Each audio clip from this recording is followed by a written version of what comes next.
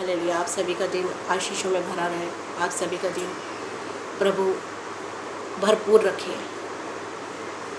आज का ये वचन उन दो इंसानों पे है, जो एक इंसान जो प्रभु पे विश्वास करता है, उसकी बातों पे चलता है, प्रभु उसे आशीषों में भरता है, उसके जीवन को भरपूर रखता है, उसके जीवन को सफल बनाता है। और दूसरा व्यक्ति जो प्रभु पे रह के भी प्रभु पे विश्वास नहीं रखता है, जब भी कोई कठिनाई आती है तो उससे डगमगा जाता है, उसके जीवन से हट जाता है। प्रभु से हटने के बाद उसके जीवन में वही आंधी तूफान आते हैं, जिस प्रकार से उस व्यक्ति पर आया जिसने अपने मकान को रेत में बनाया, और जब आंधी तूफान आई तो वो ढह गया। मत्ती के आयत में 7:24 में लिखा है, जो कोई भी मेरे इन शब्दों को सुनता है और इन पर चलता है, उसकी तुलना उस बुद्धिमान मनुष्य से होगी जिसने अपना मकान चट्टान पर बनाया। हालेलुया।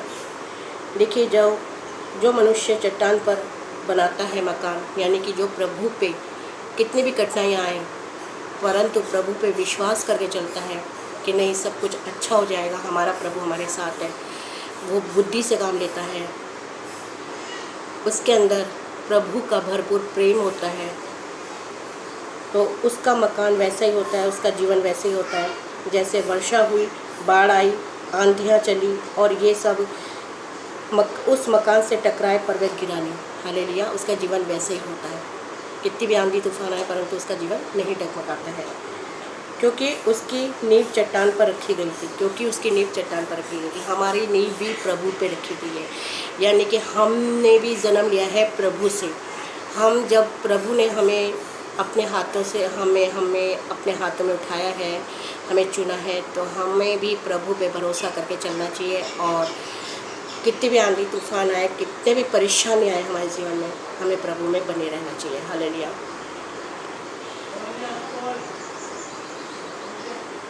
किंतु वह जो मेरे शब्दों को सुनता है पर उन पर आचरण नहीं करता है, उस मूर्ख मनुष्य के समान है जिसने अपना घर रेत पर बनाया। हालेलुया। देखिए, प्रभु जी के ये वचन है कि जो भी प्रभु की बातों को सुनता है, हम कितने ही जगह सुसमाचार सुनाते हैं, कितने ही जगह प्रभु की बातों को बताते हैं, परंतु इंसान एक कान से सुनता है, दूसरे कान से निकाल देता है, यानी कि वो विश्वास नहीं करना चाहता है प्रभु पे।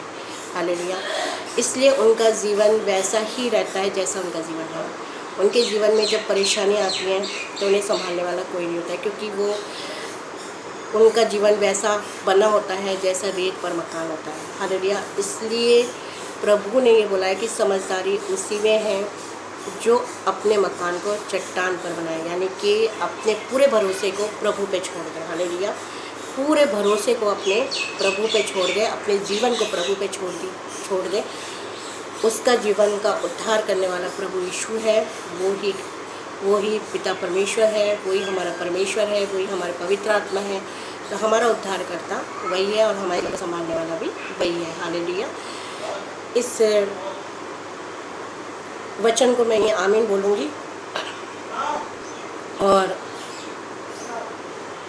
देखिए, हमें उस मनुष्य जैसा नहीं बनना है, अपने घर को उस मनुष्य जैसा नहीं बनाना है कि जब बरसात आती है और बाढ़ आती है, आंधियाँ चलती है, तो वो हमारे जीवन से टकराती है, जिससे वह मकान पूरी तरह ढह गया, यानी कि हमारा जीवन ढह जाता है, यानी कि हमारा जीवन नष्ट हो जाता है। तो हमें उस इंसान की तरह नहीं बनना है, हमें उस इंसान की तरह बनना है जो अपने मकान को, यानी कि हमारे जीवन को उस चट्टान यानी कि प्रभु पे बनाना है। हमारे जीवन को प्रभु पे छोड़ना है, हमें पक्का विश्वास करके चलना है, ताकि हमारा जीवन कभी भी नहीं ढहे, कभी भी नष्ट नहीं हो। मैं प्रभु का धन्यवाद करती हूँ, इस वचन को यही आमीन बोलती हूँ। और आप सभी के लिए प्रार्थना करती हूँ कि प्रभु यीशु साहब जिसको भी पाइल्स है उसके पाइल्स तेरे नाम से ख़त्म हो जाए। धन्यवाद। आमीन।